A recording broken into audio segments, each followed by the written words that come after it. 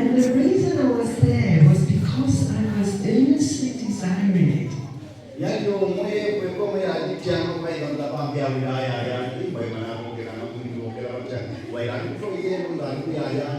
And every time that I could, I was working, and every time I could, I would practice the little bit that I had.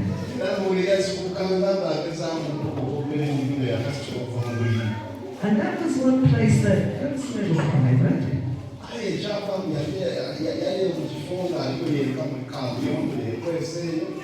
You see, God has no problem with the things that we consider a little bit, private.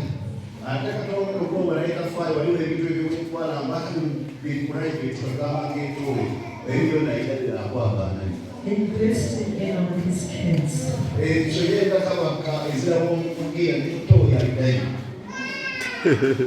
So you have to earnestly desire these gifts.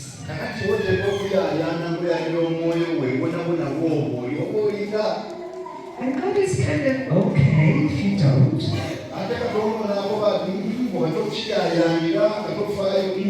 He still loves you and still bless you. You're still his child.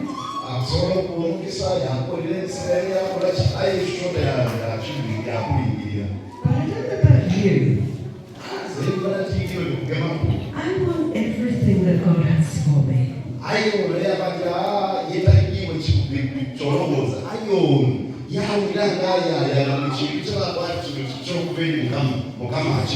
Everything. So we're going to have a bit of a practice now. And I'm going to enlist my friends over here. Maybe Abu as well. And maybe pastors if you operate in this gift. But I will share another story. Because I don't know these men and ladies very well. I did this exercise it's actually in Eastern Uganda.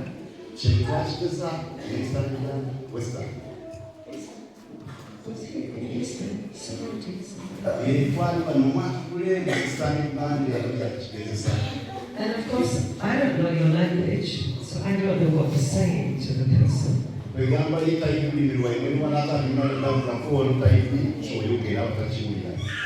So I was very grateful when the other pastors jumped in and said, no, no, no, no. Because what the pastor had prophesied over this young lady,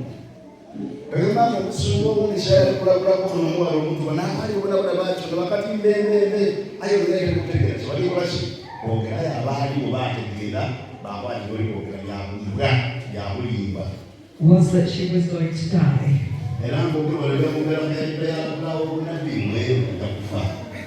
And I'm standing there smiling because I don't know what to say.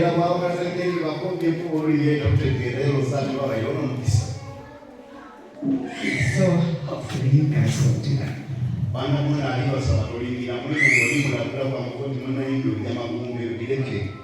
What do you do if what you hear from God is negative? It's negative. It's something bad about that person's life.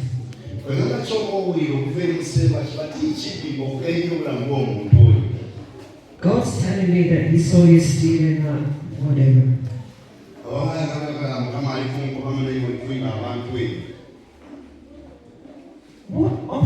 What does happen when we start to listen to God and look at a person? Is that we will discern what has happened in their history.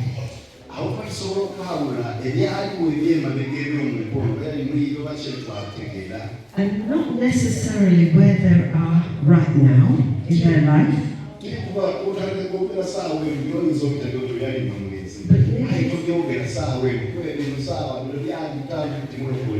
Maybe it's a word of knowledge about something that happened in their past.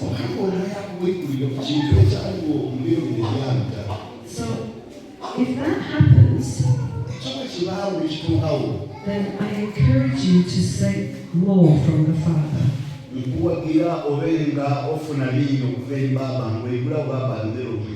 And as you look at this person, be saying, Father, how do you see this person?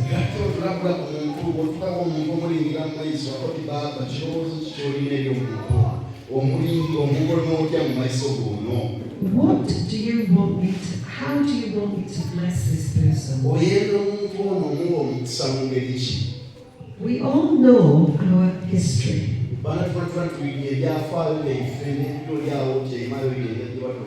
We know our stories, our background.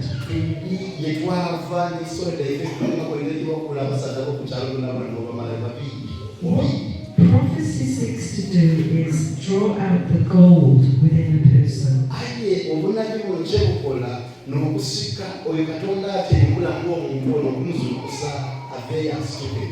The things that God has put on them and in their lives, their destiny.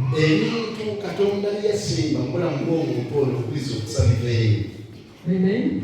Amen. So we have some ground rules to make it safe. You see, if there is a correction in somebody's life that needs to be given, you don't do it by using the gift of prophecy. You do it pastorally. And if you don't have authority in that person's life, then you need to keep your mouth shut.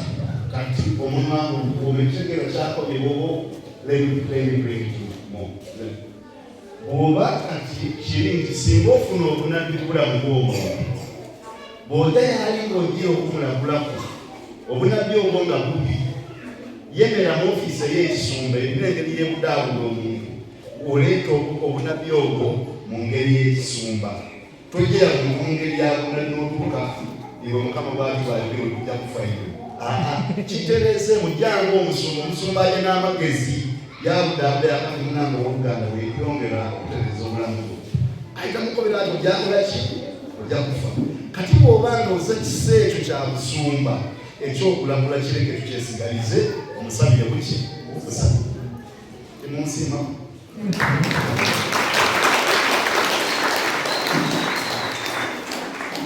So I'm looking for a volunteer. Banandi kunoonya mbeerayo tutereze A volunteer. Ate era mbeera yajja eno n'alimwerawo waayi mulamiwa. There's a lady coming. Mama, you know, she's going to do that.